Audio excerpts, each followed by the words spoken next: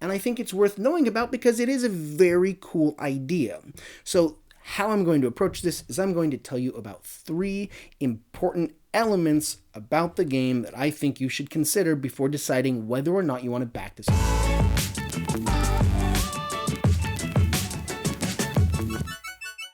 Hello! Today we're looking at the 1 to 6 player game Lava Run. So what's special about this game and why would you want to learn about it now? Well, this is a game that you can back on BackerKit starting September 10th, 2024. And one thing that makes the game unique is that you can optionally buy a kit to craft all of your figures, like this. Also, the game has a profile that makes it very easy to learn, highly interactive, and with the craftable figurines, it's excellent for artistry. Now the game is very simple, so we're going to look at how to play the game, and then I'll tell you my thoughts on the game, plus why you might want to buy the game, or why you may not like the game. So here we have a prototype of the game set up. When it goes to production, it won't look exactly like this, but when you back the game, you can optionally purchase the crochet kit so that you can build your own crochet dinosaurs, and this board is large enough that the crochet dinosaurs will fit on the spaces.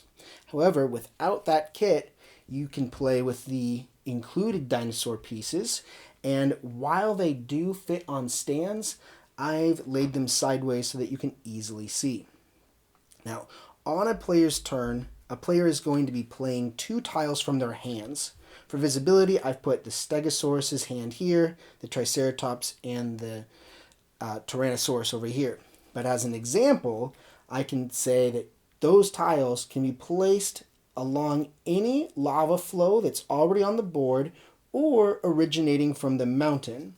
Now, you can't place lava on top of a dinosaur that's on the board. So in this case, no lava is allowed here or there, so I can place some lava that flows off of the mountain. And then after placing those tiles, you get to advance once. Now that was just an example. I want to show you what the Stegosaurus is going to do by showing you one of the special tiles. So this is called a lava burst. And on the Stegosaurus's turn, they're going to place a lava burst right there. And then to make sure that the Tyrannosaurus is completely blocked, they're going to put an additional flow. Oh, they can't place an additional flow like this. It's not allowed because it'll flow into a corner. Well, maybe what they'll try to do is come around to the side and get the Triceratops in a bind. And then Stegosaurus can advance 1 space on the board and draw back up their hand. Now, Triceratops is going to play, and they can make a legal placement here to block out the Tyrannosaurus. So they're going to place 1 tile here, and then this tile is a sinkhole, and a sinkhole is going to stop the flow of lava so that it can't continue anymore, or it can be an obstacle for opponents because no opponent can move into a sinkhole. But that's not what the Triceratops is going to do. The Triceratops doesn't like that they're always right behind the Stegosaurus, so they're going to use the jump tile. They're going to play a jump to land here, and then for their movement, they're going to land there. The diagonal movement is allowed, so that gets removed after the jump is used. Now it's the Tyrannosaurus's turn. Now the Tyrannosaurus has another special tile. This is a boulder, and the boulder can be used to drop on an opponent and cause them to lose a turn. So this would be allowed.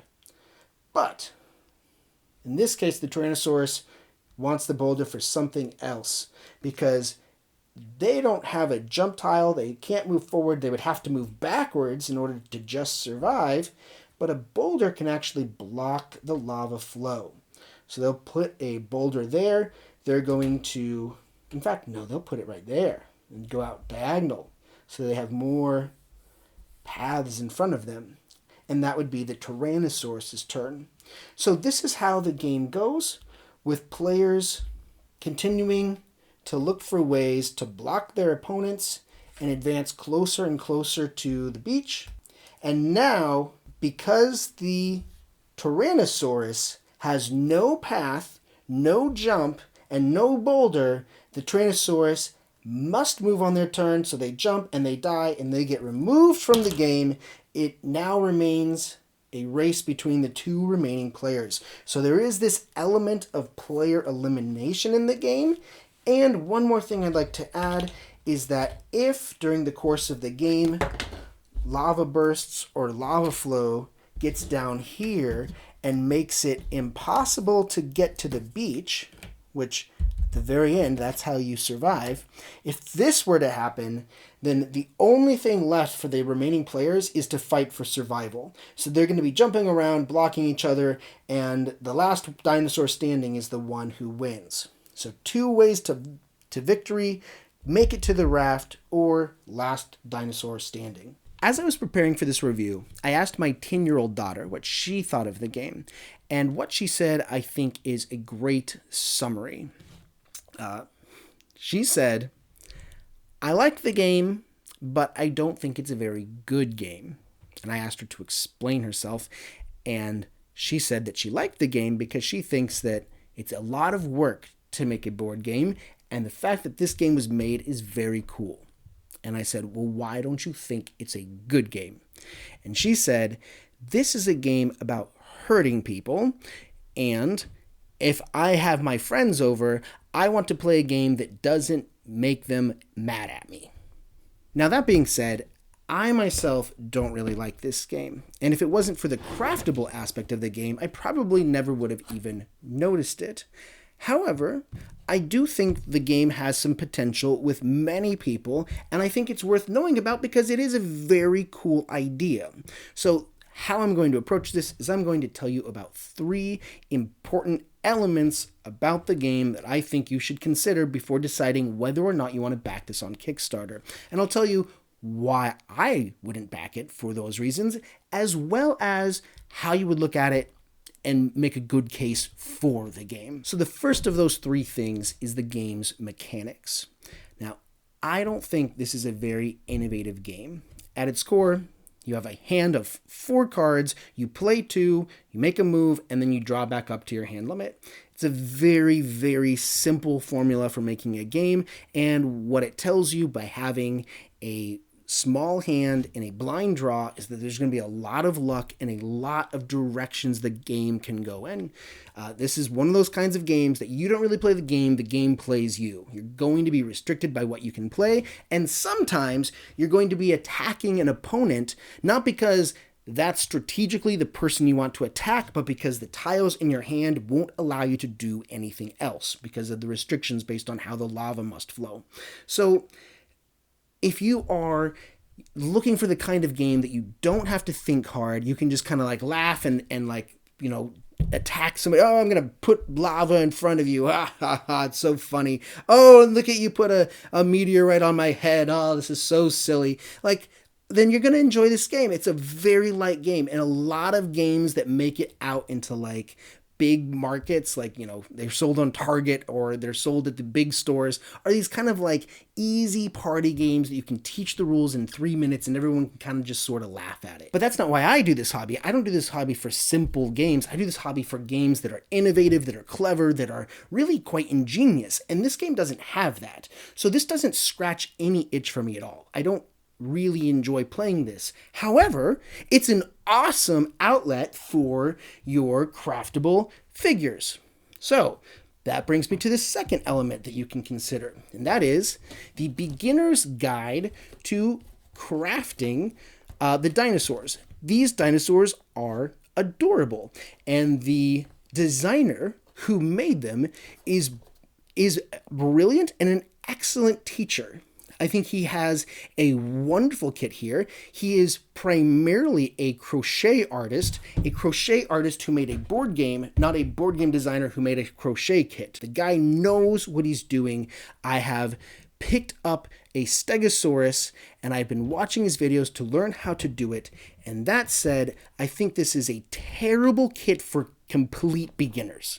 If you are a complete beginner like I am, never even held one of these before, this is too hard.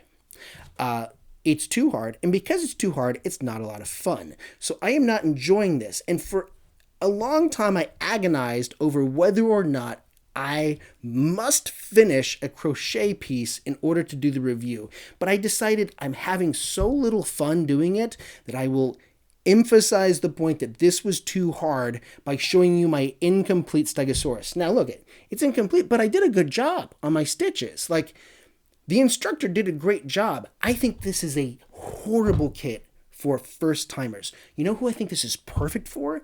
If you are an amateur, this kit is awesome. It's awesome. These designs are awesome. His videos are awesome. Like, it's so well done and just so not appropriate for someone who is new to this hobby. This is like getting somebody into the board game hobby and playing their first game, which is Castles of Burgundy. Now, if you know Castles of Burgundy, you're probably thinking, oh, but Castles of Burgundy isn't hard. Like, that's an easy game. People could learn that one. But yeah, that's because you know Castles of Burgundy. If you've never ever played a board game before, you're going to introduce Castles of Burgundy. Like, people, you know what people play for the first time? They play Sorry. They play checkers. They play things that are very, very simple. And it's more than just that, because it's not just the knowledge of how to play the game that matters, or, you know, how to do the stitching. I know how to do the stitching. You know what matters? Technique. Board games don't have technique, but crafts do. It is necessary to have exposure to just doing something that is simpler and easier so that you can develop technique before you do this. So, in my opinion, if you approach this kit like I did, seeing that you can learn to crochet, and you're like, oh, this will just be my first project ever, then if you are determined, you can do it. But I think it is necessary to start with something simpler. And I'm a crafty person too. Here's one of my failed attempts. I have another failed attempt that I undid. I'm a little bothered because I think that for a game like this, the idea is you're going to learn to crochet from square one. That's not what it is. It is awesome if you're already on square two. I hope I'm giving credit to how great this kit is if you already know something. I think it's a bit misleading that this is a beginning kit. And then the third thing, I kind of talked about mechanics already, but I don't play games, and I really don't like games that have a great take that mechanic. So by take that, I'm talking about blocking your opponents just to block them, or like causing an opponent to lose their turn. And what's interesting is the game doesn't just have a take that mechanic, but if during the course of the game access to the beach becomes impossible, instead of being a game about escaping the island, it becomes a game about survival. Last dinosaur standing. Now, you could look at that and you could think that's really cool, because you never know which game you're going to get. Are you going to get the game where you're racing to the finish, or are you going to be playing a survival game? It could be different either way. It could be super cool, and you might be into that. I think that what kind of game you get depends enormously based on how many players you play with. We played this 4 players, and I was able to escape the island and win the game, but like it looked, man, it was very close to just becoming a game about survival. And me and my family, we were trying to play nice. I mean, you can't really play nice. This is absolutely a game about messing other people up. It says you can play 6 players. I don't know how. There's not enough space on the board. It has to become a game for survival at that point. And then it just becomes a game of what cards you have. So the fact that the game is so cutthroat is not attractive to me. The fact that the game is simple and like a great outlet for you to put your dinosaur creatures on, and like it could be, and you know, people like cutthroat games. People do like that game. Those are the games that sell at Target. They sell at Target for a reason. So this could be the game for you. You know who I recommend this for? I recommend this game for amateur crochet artists that like to play games. I think that you will really enjoy this game. If you are a board game hobbyist like I am, I do not think this is a great game. So, those are my thoughts on Lava Run. Thank you for watching this video. I will leave links in the description for how you can back the game. See you next time. Bye-bye.